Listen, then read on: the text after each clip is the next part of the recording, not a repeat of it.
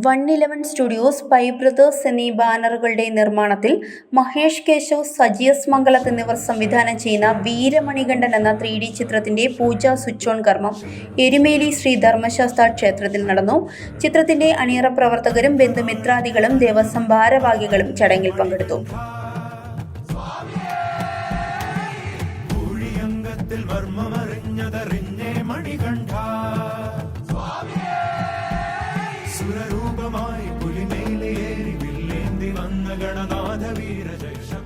മുൻ ചീഫ് സെക്രട്ടറിയും സംസ്ഥാന അവാർഡ് ജേതാവും ഗാനരചയിതാവുമായ കെ ജയകുമാർ IAS ആണ് ചിത്രത്തിനു വേണ്ടി തിരക്കഥയൊരുക്കുന്നത്.